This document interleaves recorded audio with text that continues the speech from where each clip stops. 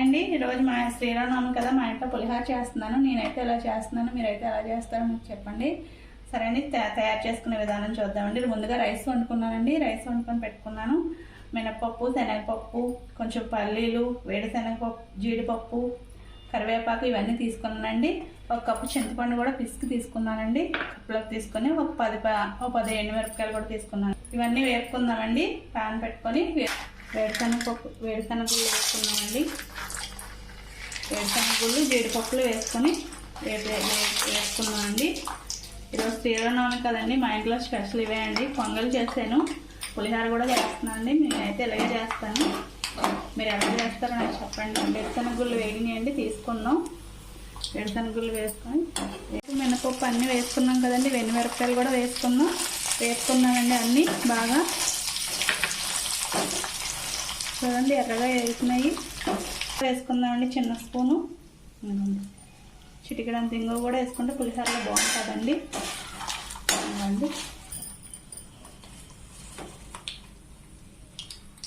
రైస్లో వేసుకుందాం. పోపులన్నీ వేసేసుకుంటున్నాం కదండి. ఈ ఆయిల్ ఉంచుకొని చింతపండు గుజ్జు వేసుకుందామండి. ఇందులోని చింతపండు గుజ్జు వేసుకుందామండి. పోపులు వచ్చినాయి కదండి. ఎండుమిరపకాయలు ఇవన్నీ కూడా కలుపుకుందామండి. రైస్లో ఉప్పు వేసుకున్నానండి. ముందే రైస్ వండాక ఉప్పు వేసేసుకున్నానండి. ఎండుమిరపకాయలు అలా చిదుక్కుంటాయండి. ఎండుమిరపకాయల కారం కూడా రైస్లో పడుతుందండి బాగా. ఎండుమిరపకాయలు అలా కొన్ని ఉంచుకొని కొన్ని ఇలా చిదుక్కొని కలుపుకుంటే కారం బాగుంటుందండి పులిహోరలోని. మీరు కూడా ట్రై చేయండి.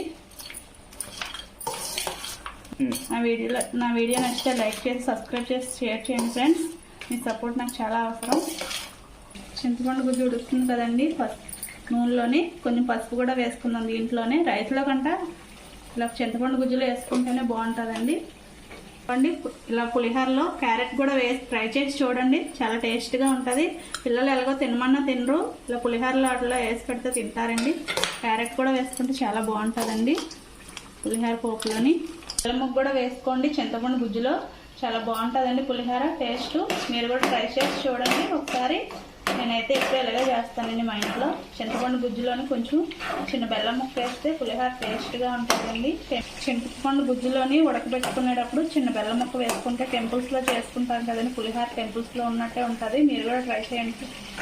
చింతపండు గుజ్జు ఉడికిపోయిందండి, పులిహోర కలుపుకున్నాం. చింతపండు గుజ్జు ఉడకబెట్టుకుంటే అప్పటికప్పుడే బాగుంటుందండి. ఎప్పుడో ఉడకబెట్టుకుని ఫ్రిడ్జ్లో పెట్టుకునేదంతా మనం ఎప్పుడు ఎమ్మటెమ్మట చేసుకున్నదే టేస్ట్గా ఉంటుందండి. స్టవ్ ఆఫ్ చేసుకున్నాం కదా, రైస్లో వేసుకొని పులిహోర కలుపుకున్నామండి. మొత్తం పులిహోర అంతా కలుపుకుందామండి. బాగా కలగబెట్టుకున్నాం. పులిహోర కలిపేసుకున్నాం కదండి. దేవుడికి ప్రసాదం పెట్టుకున్నాం. ఈరోజు పండగ కదా, దేవుడి గురించే చేశానండి పులిహోర. మా ఇంట్లో దేవుడికి ప్లేట్లో పెట్టుకున్నామండి. దేవుడికి నైవేద్యం పెట్టుకున్నామండి. పొంగల్ చేసుకున్నాం, పానకం, చలివిడి, వడపప్పు. మా ఇంట్లో శ్రీరాముని పూజ అండి. శ్రీరాముని పూజ చేసుకున్నామండి.